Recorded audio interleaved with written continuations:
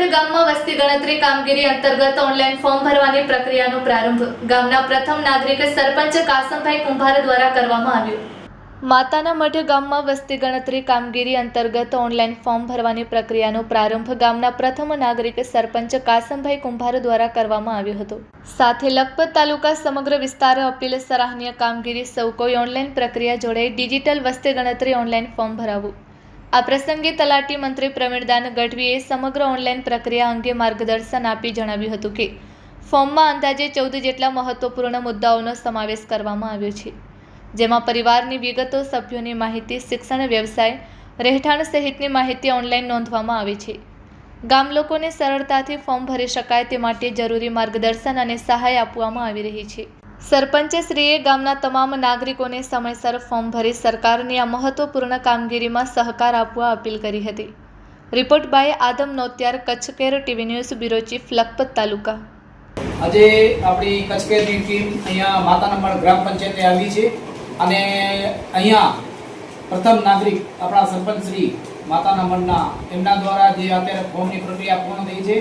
હવે લખપત તાલુકાના સમગ્ર વાસી અને માતાના મઠના તમામ જનતાને નમ્ર અપીલ અને કેવી રીતે ફોર્મ ભરવાનું છે એની તમામ માહિતી આપણા માતાના મઠના તલાટી સંમંત્રી પ્રવીણદાન ગઢવી સાહેબ વિગતવાર સમજાશે।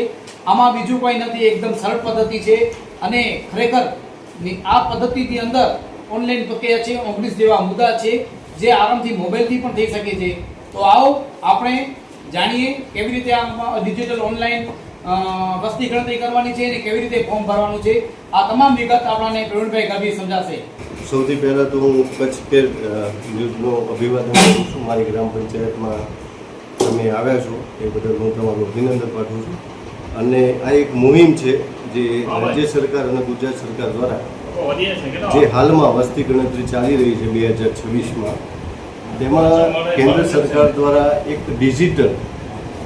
ડિજિટલ પોર્ટલ જે સ્વગણતરી એ માધ્યમ દરેક ગ્રામજનોને અને દરેક ગ્રામ પંચાયત અને દરેક જેટલા પણ છેવાડાના ગામ છે એ લોકો પોતાની ગણતરી, પોતાના પરિવારની સચોટ માહિતી એ રાજ્ય સરકાર અને કેન્દ્ર સરકારને પૂરી પાડી શકે તે માટે એક સરસ મજાનું પોર્ટલ ઊભું કર્યું છે। અને તેના માટે દરેક કલેક્ટર સાહેબશ્રી દ્વારા પણ ગ્રામ પંચાયતોમાં તેમજ જે પણ સરકારી શૈક્ષણિક સંસ્થાઓ છે એમાં બધામાં જાગૃતતા આવે એ માટે એમણે પણ મુહિમ ચલાવી છે। અને હું એઝ અ તલાટી ક્રમ મંત્રી તરીકે હું મારા ગામના સદસ્ય, સરપંચશ્રી તેમજ ગામના દરેક ગ્રામજનોને હું વિનંતી કરું છું કે અત્યારે જે આ ડિજિટલ પોર્ટલ ઉપર જે વસ્તી ગણતરીનું આ એક સરસ માધ્યમ છે અને માધ્યમ ઉપર એ પોર્ટલ ઉપર જઈ અને પોતાની જાતે જ પોતાના પરિવારની સચોટ માહિતી ભરે।